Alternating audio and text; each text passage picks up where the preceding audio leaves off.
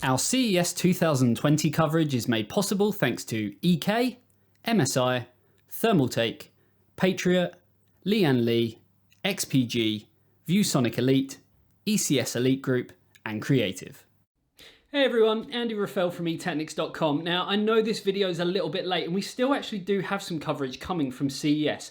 Bit of a weird one, but January is always a really bad one for uploading lots of videos. It's just a YouTube algorithm thing, and I wanted to make sure that these videos were perfect for you guys to really give you the most information that we physically could and make sure that, well, first and foremost, you actually saw the content.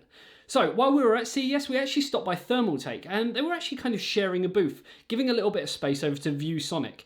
Now, I know what you're thinking. That's a name that I haven't heard in, well, forever.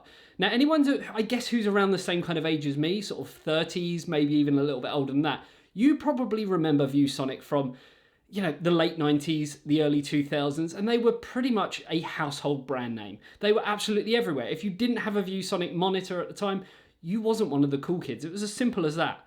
But now it seems like they might actually be back, but in a slightly different way.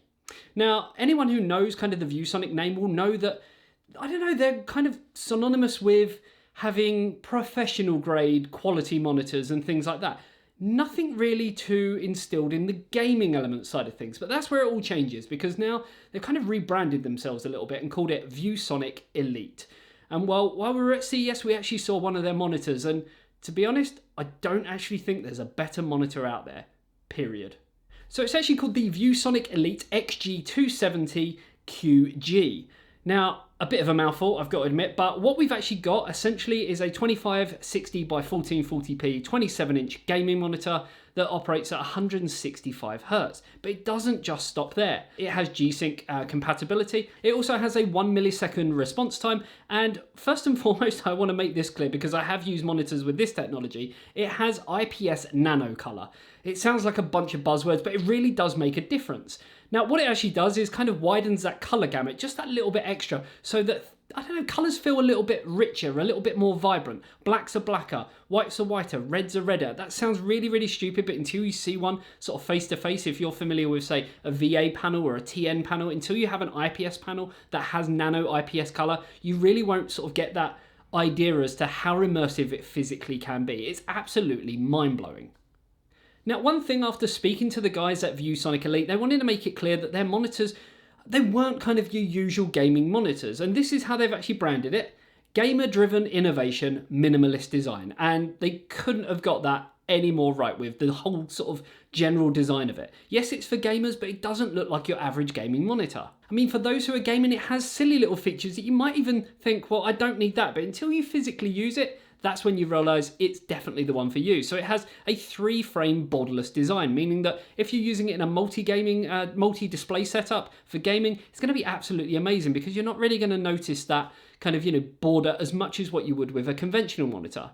It also takes sRGB one step further with DCI P3 color. Again, just widening that color gamut and really giving you the most vibrant thing ever. I know this is aimed at gamers, but as someone who makes videos and does color grading and editing and things like that, I can honestly see that there's a place for this in an editor's kind of workstation or something like that. Maybe, you know, end of the day, that's when they kind of break it out for playing a few games on there. But for general day-to-day work, I can kind of see it working there as well. Now, some of the key features of the monitor, which I guess are aimed at gamers, but you wouldn't maybe see at first glance, is going to be the Elite RGB. It actually has an RGB strip underneath the monitor, as well as on the back of it.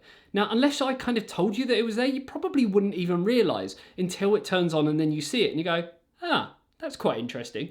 And the fact that you can actually synchronize it with Thermaltake's RGB software, meaning that you kind of get full control of synchronizing that with the rest of your system, maybe even with your peripherals and so forth. And you do get kind of full control over it, so you can change the colors to anything that you want, all through the TT RGB software. To kind of take that gaming experience one step further, it also has sight shields, which admittedly, I haven't really seen on a gaming monitor before, but it kind of does make sense. Kind of gives you that extra immersive feeling by having these, I guess, shutters on the side of the monitor so that you're not getting any distractions from the left or right and you're just completely focused in on the game. Now, if this isn't something for you, then good news, it can actually be removed, both of them, with, I believe it was 2 screws, one at the top, one at the bottom on each side, and away you go, you can take them off. So if it's not really your kind of kettle of fish, then, you know, just take it off and, well, away you go.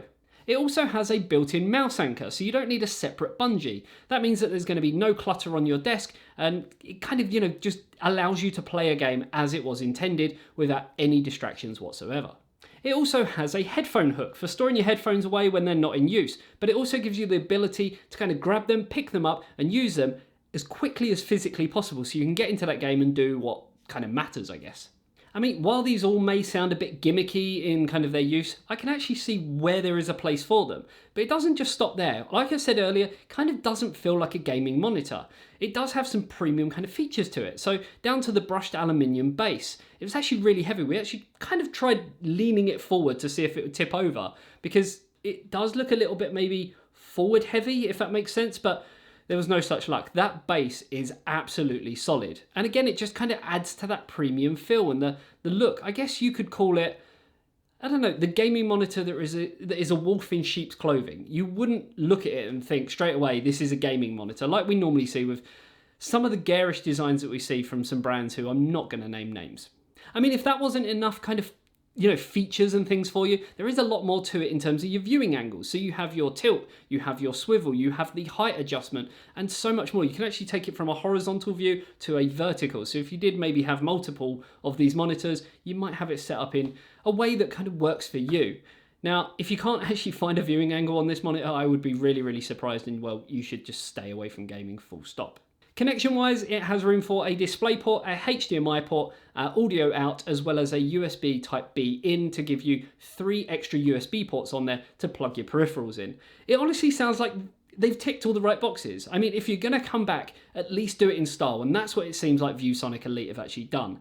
I'm really interested to get this in, and we was talking to the guys there, and well, we absolutely loved it, and I can't actually wait to get one in for video as well as a written review to sort of see, how it actually fares once we have a bit more time with it. But when we was actually using it at CES, I've got to be honest, just for the 20-30 minutes that I was playing around on it, it seemed pretty damn impressive. Even down to the OSD panel. Again, it just looked premium. It just had, I don't know, it ticked all the right boxes, and it's really weird for me to say something like that. I'd normally nitpick at something.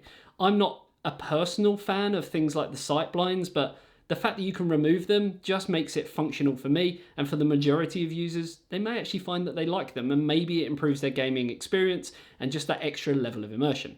Let me know in the comment section below, guys, what do you think about ViewSonic actually coming back into the market, and coming back in, well, with a pretty damn big bang, if you do ask me.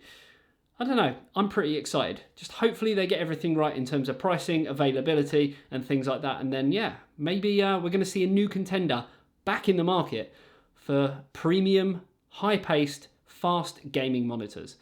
I'm excited. How about you guys? Let me know in the comment section below. Hopefully you enjoyed this video. If you did, you know exactly what to do, and I promise you there are actually a few more videos coming from CES. But as I say, I didn't want to post them all in January because you just wouldn't have seen them. It's as simple as that. There you go, guys. See you in the next one. See you later. Bye-bye.